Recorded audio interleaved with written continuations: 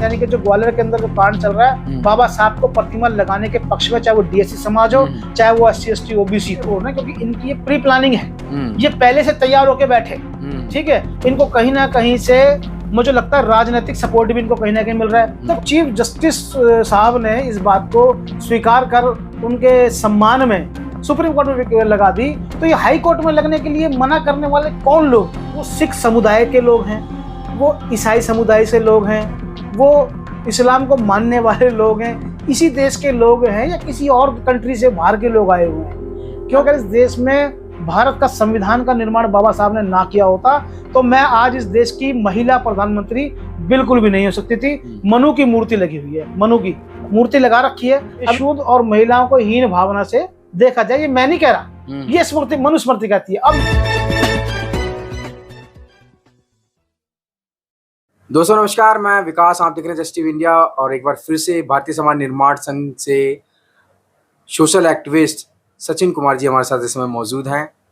और मध्य प्रदेश में इस समय जो मामला चल रहा है हाई कोर्ट के अंदर मूर्ति को लेकर, क्योंकि वहाँ पर बाबा साहब की मूर्ति को लेकर काफ़ी विवाद है और लगातार संघर्ष बढ़ता जा रहा है। ऐसे में सचिन जी, आप इस पूरे मामले को किस तरीके से देख रहे हैं?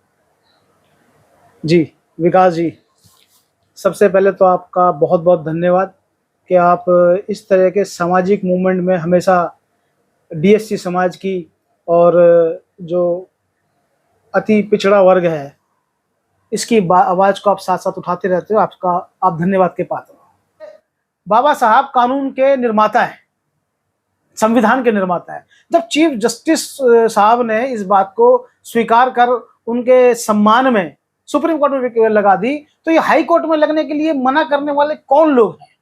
मतलब आज उस जिसने सबको सब कुछ दिया, संविधान में ऐसा तो नहीं है ना किसी के साथ में कुछ भेदभाव किया, जिन्होंने संविधान के अंदर सबको सब कुछ दिया, ठीक है, आज उसी की प्रतिमा लगने का विरोध करना मेरे को अच्छा नहीं लगा। लेकिन वो तो कह रही है कोई प्राइवेट प्रॉपर्टी तो नहीं है, प्राइवेट प्रॉपर्टी तो नहीं है जो आप यहाँ पर आके बाबा साहब की मूर्ति लगाओगे। नहीं, किसकी प्राइवेट प्रॉपर्टी पे मूर्ति लगाने की बात चल रही है?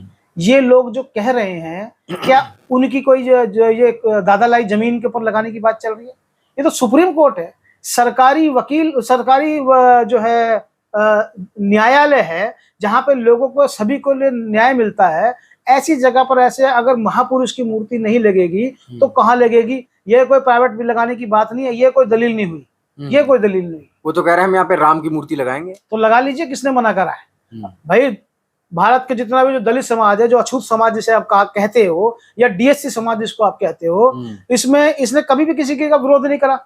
मुस्लिम समुदाय को कोई आपत्ति नहीं है, इसमें सिख समुदाय को कोई आपत्ति नहीं है, इसके अंदर जो है ईसाई समुदाय को कोई आपत्ति नहीं है, इसमें बौद्धिस्टों को कोई आपत्ति नहीं है। तो मैं जानना चाहता कि ये कौन लोग हैं, ये किस धर्म के लोग हैं जो बाबा साहब की मूर्ति को लगाने के लिए मना कर रहे हैं? क्योंकि हमें किसी जाति, किसी धर्म, किसी वर्ण से ऊपर उठ के मानवता की तरफ से सोचें तो मूर्ति लगनी जरूरी है। लेकिन उसमें देखा गया कि उसमें मनु महाराज की तो मूर्ति लगी हुई है। अब ये देखिए आप, ये बड़े दुखद की बात है कि भारत जैसे इतने बड़े लोकतांत्रिक देश के अंदर मनु की मूर्ति लगी हुई है, मनु की मूर्ति लगा रखी है। अभी तक किसी ने, मुझे लगता नहीं किसी ने उसका विरोध किया। इनकी मानसिकता को आप समझिए। आप मनु को एक तरफ रख लीजिए और एक तरफ बाबा साहब को रख लीजिए। मनु ने इस देश में क्या काम करा? मनुस्मृति बनाई। मनुस्मृति के अंदर मतलब लोगों को वर्ण, पहले हम वर्ण में लेकर के आए, पहले वर्ग में लाए, वर्ग से वर्ण बनाए, वर्ग के अंदर भी नहीं छोड़ा, वर्ग के अंदर जातियां बनाई, मतलब समाज के टुकड़े टुकड़े टुकड़े और टुकड़े कर दिए। इतनी जगह समाज को बांट दिया। महिलाओं के लिए लीजिए, महिलाओं के लिए उसमें किसी भी तरह की धन संपत्ति रखने की कोई आजादी नहीं है मनुस्मृति के अंदर। उसमें किसी प्रकार की सामाजिक आजादी नहीं है मनुस्मृति के अंदर। उसमें किसी प्रकार की जो है शैक्षणिक आजादी नहीं है, मतलब, और उसमें जो है किसी प्रकार की कोई आजादी नहीं, केवल बंदिशें हैं। उससे पहले अगर हम बुद्ध धर्म के अंदर जाते हैं, मनुस्मृति से अगर पहले जाते हैं, तो वहां पर अंतरजातीय विवाह की अनुमति है, विधवा महिला को पुनर्विवाह की अनुमति है, सभी को समान अधिकार है, चाहे वो पुरुष हो चाहे वो स्त्रियां हो। आप ये देखिए, उसके बाद जब मनुस्मृति आती है तो महिलाओं से कलम छीनने का काम किसने किया? मनुस्मृति ने। महिलाओं से सभी तरह के हक अधिकार छीनने का काम किसने किया? मनुस्मृति ने। मनु ने जब ये मनुस्मृति बनाई तो उसमें उन्होंने खास विशेष जो अधिकार दिए वो ब्राह्मणों को दिए। उसके बाद में जो और जो स्वर्ण कैटेगरी आती है, नीचे जो वर्ण आते हैं उनको दिए। शूद्रों को सीधा कहा कि शूद्र ऊपर के 3 वर्णों की सेवा करेंगे। ठीक है जी, मतलब समाज को बराबर नजर नहीं देखा, समाज को उसमें लिखा है कि शूद्र और महिलाओं को हीन भावना से देखा जाए। ये मैं नहीं कह रहा, ये स्मृति मनुस्मृति कहती है। अब यहाँ पे बाबा साहब का संविधान आ जाता है। जो बाबा साहब का संविधान जिसने महिलाओं को पुनर्विवाह का भी अधिकार दिया, आर्थिक मजबूती का भी अधिकार दिया, सामाजिक मजबूती का भी अधिकार दिया, शैक्षणिक अधिकार भी दिए, मतलब हर तरह के बराबर के अधिकार दिए। जब देश की पहली प्रधानमंत्री महिला बनती है तो उसने अपने पहले ही भाषण में डॉक्टर भीमराव अंबेडकर साहब का स्वागत किया, मतलब धन्यवाद किया कि वो कहती हैं कि अगर इस देश में भारत का संविधान का निर्माण बाबा साहब ने ना किया होता तो मैं आज इस देश की महिला प्रधानमंत्री बिल्कुल भी नहीं हो सकती थी। ये तय तो देश के लोगों को करना है कि मनु ने देश को क्या दिया और बाबा साहब ने देश को क्या दिया। अगर मनुस्मृति पे देश रहता तो यानी कि मनुस्मृति का मतलब वही पुरानी अपनी रीति रिवाज, वो जो ब्राह्मणवाद ने जो 3000 साल तक लोगों को दे के रखा, यातनाएं दी, प्रताड़नाएं दी। ठीक है, ये डॉक्टर भीमराव अंबेडकर साहब ही है जिन्होंने इस देश को लोकतांत्रिक देश बनाया, जिन्होंने इसको भारत को वर्ल्ड का सबसे खूबसूरत संविधान दिया और तमाम तरह के हक अधिकार महिलाओं को बराबर दिए, देश के बाकी युवाओं को, वरिष्ठों को, सबको सब तरह के हक अधिकार दिए। मूर्ति लगना अनिवार्य है। ऐसी जगहों पर अगर बाबा साहब की मूर्ति ना लगे तो कहाँ लगे? लेकिन जी वही एक तरफ दूसरी ओर एक वीडियो और वायरल हो रही है, उसमें वो कह रहे हैं कि हमने आपको पढ़ाया लिखाया है, हमारे टैक्स के पैसे से आप पढ़े हुए हो। कैसे देख रहे हैं इसे? हाँ, वो देखी मैंने वीडियो। वैसा है कि ये इनकी मानसिकता दर्शा रही है। और देखो ये कौन लोग बोल रहे हैं, वो लोग बोल रहे हैं जिनके पूर्वजों ने भी केवल जाति के नाम पर बैठकर खाया है।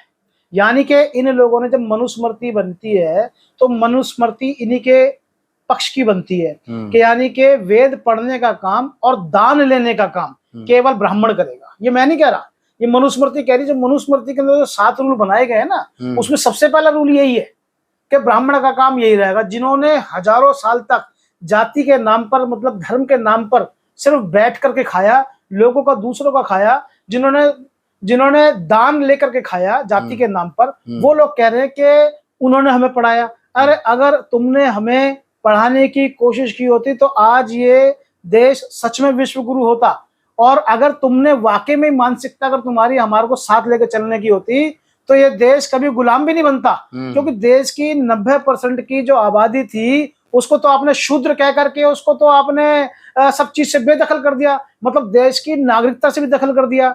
आप एक बात सोच के देखिए ना कि 90% लोग, यानी कि उस वक्त अगर मान लीजिए 10 करोड़ भी लोग होंगे तो 10 करोड़ में से आपने 9 करोड़ लोगों को तो आपने भगा दिया देश के, मतलब जंगलों में रहने को मजबूर कर दिया, भूखे रहने को, मरे हुए जानवर के मांस खाने को मजबूर कर दिया, लोग पहाड़ों पर रहे, जंगल में रहे। तो उसके बाद बचे कितने? तो भैया मुगल भी आए, उन्होंने भी तो वो आए तो देश पर राज कर गए, और चंद अंग्रेज आए वो भी देश पर राज करके चले गए। तो तुम्हारी मानसिकता तो कभी भी हमें साथ लेके चलने की थी ही नहीं। 3000 की गुलामी हम लोगों ने सही है, और तुमने हमारा शोषण ही करा है, बैठ करके खाया ही है, कभी कोई दिया नहीं। आरक्षण की बात बताइए कौन कर रहा है? बड़े शर्म की बात है। एक ऐतिहासिक चीज और बता दूं, जो कह रहे हैं कि यानी कि मैं समझ रहा हूँ उनका आरक्षण को सीधा सीधा निशाना है। आरक्षण हमारे को आर्थिक आजादी, आर्थिक समस्या की वजह से नहीं मिला है। आरक्षण हमें इसलिए मिला क्योंकि हमें समाज से वंचित रखा गया जहारों वर्ष, यानी कि देश का नागरिक ही नहीं माना गया। ठीक है। दूसरी बात, आरक्षण की बात वो लोग करते हैं जब बंगाल में जब स्कूल खोले गए ब्रिटिश गवर्नमेंट की तरफ से, जब अंग्रेजी में ये जो स्वर्ण जाति के जो लोग हैं, क्योंकि स्कूल जाने का हक अधिकार इन्हीं के पास था, पढ़ने लिखने का, शूद्रों के पास नहीं था, ये क्लियर एकदम। ठीक है। तो ये स्कूल जाते थे और अंग्रेजी में फेल हो जाते थे। उस वक्त पास होने के लिए 40 नंबर चाहिए थे, मिनिमम मार्क्स 40 यानी कि 40। तो इन्होंने अंग्रेजों से सिफारिश करी कि भाई हम 40 नंबर लाने में असमर्थ हैं, फेल हो जाते हैं बच्चे, तो इसको 40 से घटा के 33% कर दीजिए।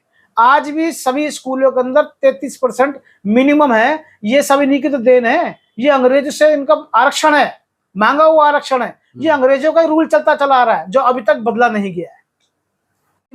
सवाल सचिन जी एक बड़ा ये भी खड़ा होता है, लोग कहते हैं कि तमाम मूवमेंट हो जाते हैं लेकिन डीएससी वर्ग जो है वो खामोश रहता है, चाहे वो बुद्धिज्म का मामला रहा हो, गया में जो भगवान बुद्ध का जो मंदिर का आंदोलन था वो, और फिर दूसरा मामला हो जाता है कि अभी जो ये ग्वालियर का मामला है। तो देखिए ऐसा है कि जो षड्यंत्रकारी जातिवाद लोग हैं, मैं षड्यंत्रकारी इसलिए कह रहा हूं कि वो कहते हैं कि जाति नाम की कोई चीज है ही नहीं, सब खत्म हो गया। वो इतनी गहराई से, इतने ठहराव से वही व्यक्ति बोल सकता जो षड्यंत्र रखता है और मन में और उसके ब्लड के अंदर जातिवाद है। डीएससी समाज के लोग हों या अछूत समाज के लोग हों, जैसे 4 वर्ण उन्होंने बनाया, अछूत समाज हो गया पूरा का पूरा, ठीक है, वो उसके बाद 3 वर्ण और बनाए, मतलब अछूत के बाद भी 3 वर्ण आते हैं अछूतों के अंदर, अछूत, आदिम समाज और जरासम समाज, ठीक है, जिन्होंने इनके ब्राह्मणवाद को नहीं कबूला, ठीक है, और जो लोग जंगलों में रहे, जिन्होंने अपना जैसे तैसे करके अपना जीवन यापन करा, वो लोग, मतलब जातीय व्यवस्था को कायम रखने वाले लोग, ये हमें बांटने का काम करते हैं।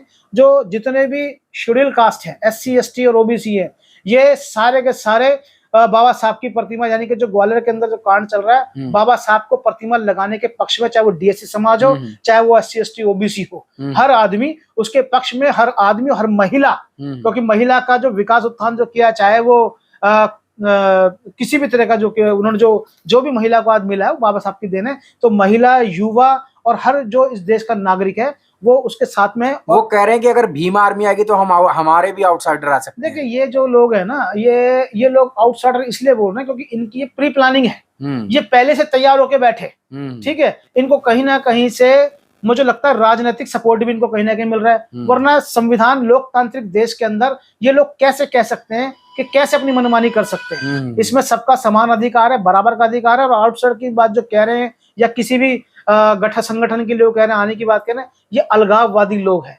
ये नहीं चाहते कि लोग बराबरी की बात करें, एक साथ जुड़े। ये तोड़ने का काम कर रहे हैं, भड़काने का काम कर रहे हैं, जबकि ऐसा नहीं है।